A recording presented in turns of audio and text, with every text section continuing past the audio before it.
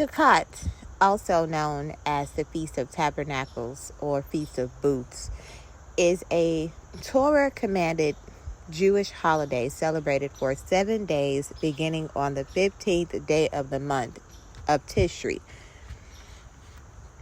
It is one of the 3 pilgrimage festivals on which Israelites were commanded to make a pilgrimage to the temple in Jerusalem, biblically an autumn harvest festival and a commemoration of the Exodus from Egypt. Sukkot's modern observance is characterized by festive meals in a sukkah, a temporary wood-covered hut. The names used in the Torah are Festival of Ingathering or Harvest Festival, Romanized Hag Ha-Asif, and Festival of Booths, Romanized Hag Ha-Sukkot. This corresponds to the double significance of Sukkot. The one mentioned in the book of Exodus is agricultural in nature, Festival of Ingathering at the year's end, Exodus chapter 34, verse 22. And marks the end of the harvest time and thus of the agricultural year in the land of Israel. The more elaborate religious significance from the book of Leviticus is that of commemorating the Exodus and the dependence of the Israelites on the will of God in Leviticus chapter 23, verses 42 through 43. As an extension of its harvest festival community roots, the idea of welcoming all guests and extending hospitality is intrinsic to the celebration. Actual and symbolic guests, Aramaic ushpizin or ushpizin, are invited to participate by visiting the sukkah. Specifically, 7 forefathers of the Jewish people are to be welcomed during the 7 days of the festival. In this order: day 1, Abraham; day 2, Isaac; day 3, Jacob; day 4, Moses; day 5, Aaron; day 6, Joseph; day 7, David. The holiday lasts 7 days. The first day and second day in the diaspora is a Shabbat-like holiday when work is forbidden. This is followed by intermediate days called Kol HaMoed, during which certain work is permitted. The festival is closed with another Shabbat-like holiday called Shemini Atzeret, 1 day in the land of Israel, 2 days in the diaspora, where the second day is called Simchat Torah. The Hebrew word Sukkot is the plural of sukkah, booth, or tabernacle, which is a walled structure covered with shakach, plant material such as overgrowth or palm leaves. A sukkah is the name of the temporary dwelling in which farmers would live during harvesting, reinforcing agricultural significance of the holiday introduced in the book of Leviticus. As stated in Leviticus, it is also reminiscent of the type of fragile dwellings in which the Israelites dwelled during their 40 years of travel in the desert after the exodus from slavery in Egypt. Throughout the holiday, meals are eaten inside the sukkah and many people sleep there as well. On each day of the holiday, it is a mitzvah or commandment to dwell in the sukkah and to perform a shaking ceremony with a lulav, a palm frond then bound with myrtle and willow, and an etrog, the fruit of a citron tree, collectively known as the 4 species.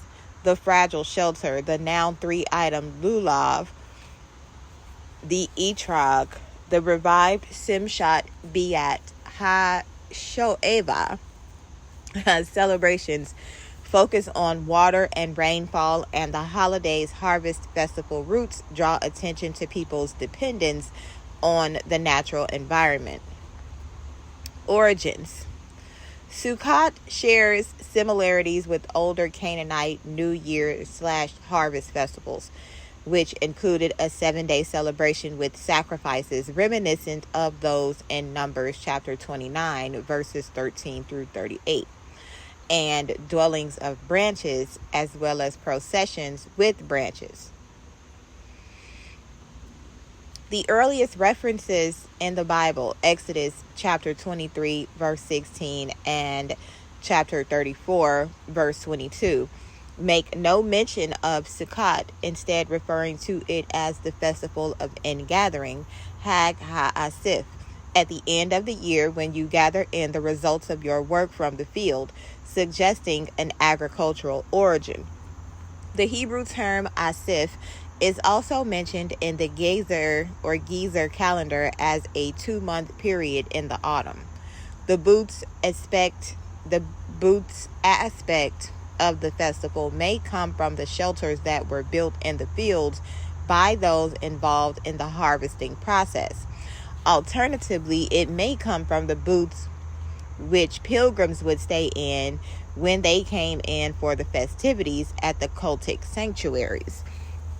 Finally, Leviticus chapter 23, verse 40 talks about the taking of various branches and of fruit. This too is a characteristic of ancient agricultural festivals, which frequently included processions with branches.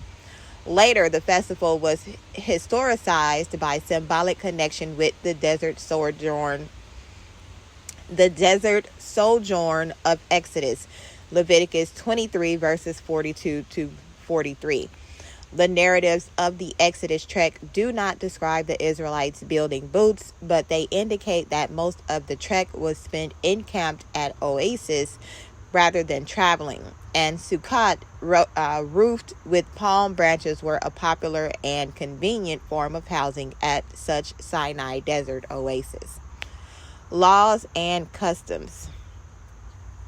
Sukkot is a 7-day festival inside the land of Israel. The first day is celebrated as a full festival with special prayer services and holiday meals. Outside the land of Israel, the first 2 days are celebrated as festivals. The 7th day of Sukkot is called Hoshana Rabbah, Great Hoshana, referring to the tradition that worshipers in the synagogue walk around the perimeter of the sanctuary during morning services, and has a special observance of its own. The intermediate days are known as Shal HaMoed, festival weekdays. According to Halakha, some types of work are forbidden during Kol HaMoed. In Israel, many businesses are closed during this time. Throughout the week of Sukkot, meals are eaten in the sukkah.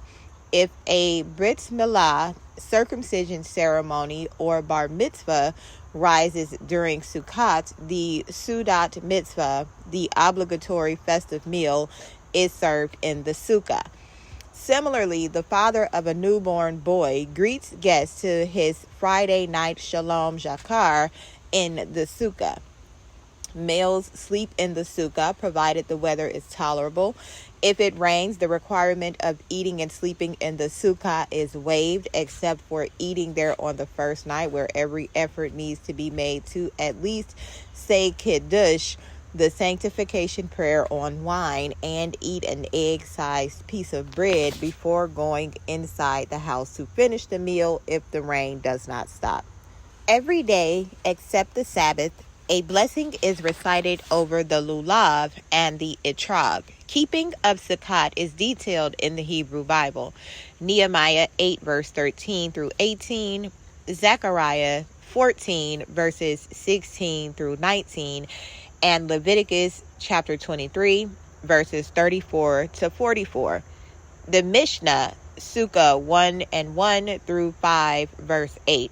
The Tosefta, Sukkah 1 and 1 through 4 and 28. And the Jerusalem Talmud is Sukkah 1a. And Babylonian Talmud is Sukkah 2a to 56b. The sukkah walls can be constructed of any material that blocks wind. So wood, canvas, aluminum siding, sheets. The walls can be freestanding or include the sides of a building or porch. There must be at least 2 and a partial wall. The roof must be of organic material known as sakach or sashach. such as leafy tree overgrowth, sach mats, or palm fronds, plant material that is no longer connected with the earth. It is customary to decorate the interior of the sukkah with hanging decorations of the 4 species, as well as with attractive artwork. Prayers. Prayers during Sukkot include the reading of the Torah every day, reciting the Musaf, an additional service after morning prayers, reciting Hallel, and adding special additions to the Amidah and grace after meals. In addition, the service includes rituals involving the 4 species. The lulav and etrog are not used on the Sabbath. On the festival days, as well as the Sabbath of Kol HaMoed, some communities recite Payutim. Hashanat. On each day of the festival, worshipers walk around the synagogue carrying the 4 species while reciting special prayers known as Hashanat. This takes place either between Hallel and the morning's Torah reading or at the end of Musaf. This ceremony commemorates the willow ceremony at the temple in Jerusalem, in which willow branches were piled beside the altar, with worshipers parading around the altar reciting prayers. Ush Pizin and Ush Pizita. A custom originating with Lurianic Kabbalah is to recite the Ush Pizin prayer, or to invite one of 7 exalted guests into the sukkah.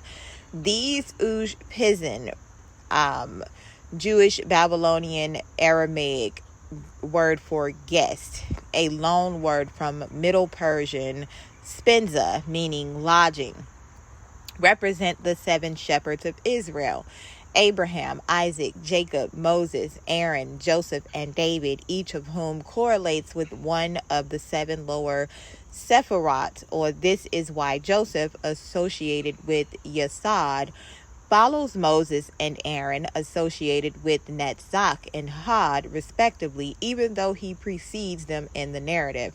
According to tradition, a different guest enters the sukkah each night, followed by the other 6.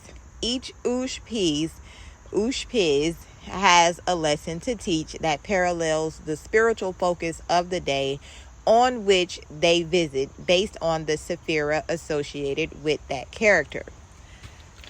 Some streams of Reconstructionist Judaism also recognize a set of 7 female shepherds of Israel called variously Ushpizat, using the modern Hebrew feminine plural, or Ushpizata, using the Aramaic feminine plural.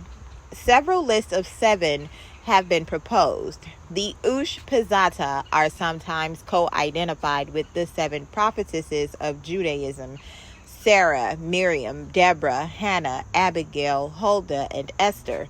Some lists seek to relate each female leader to one of the Sephirot to parallel their male counterparts.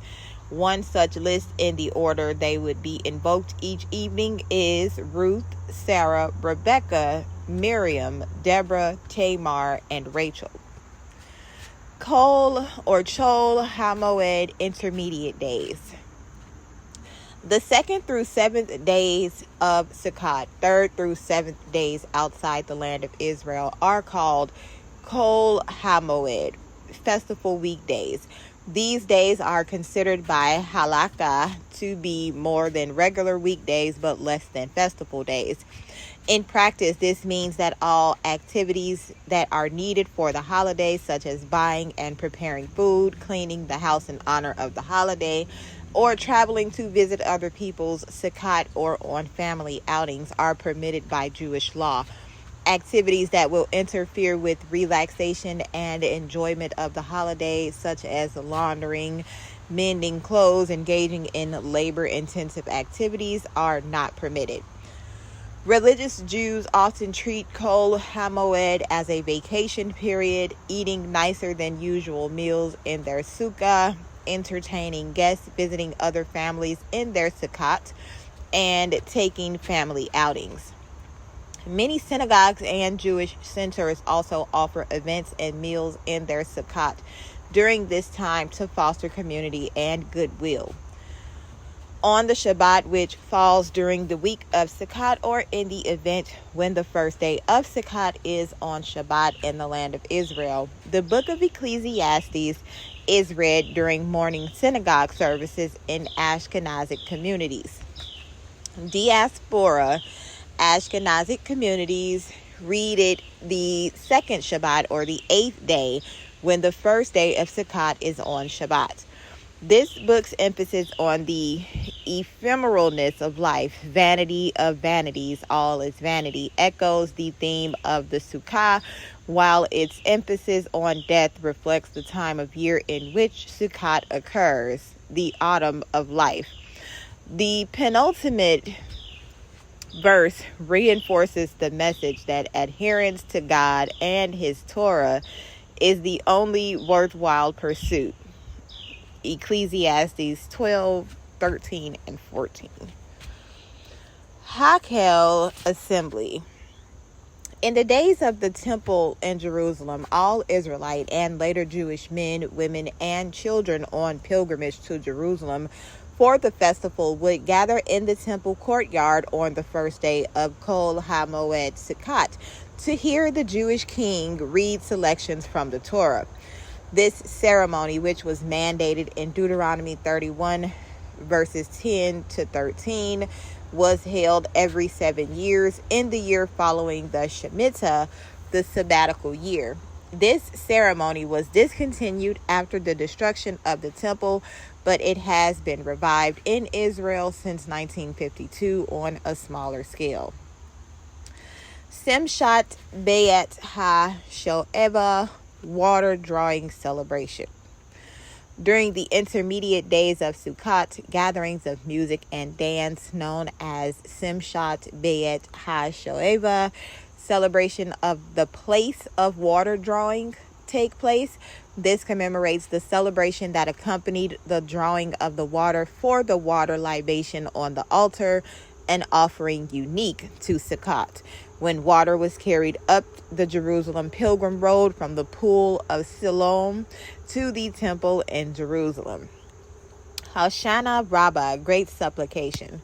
The seventh day of Sukkot is known as Hoshana Rabbah, great supplication. This day is marked by a special synagogue service in which 7 circuits are made by worshipers holding their 4 species, reciting additional prayers. In addition, a bundle of 5 willow branches is beaten on the ground. Shemini Atzeret and Simchat Torah. The holiday immediately following Sukkot is known as Shemini Atzeret, literally the 8th day of assembly.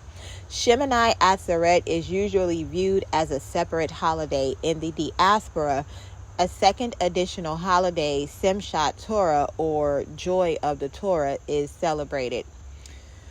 In the land of Israel, Simchat Torah is celebrated on Shemini Atzeret. On Shemini Atzeret, people leave their sukkah and eat their meals inside the house.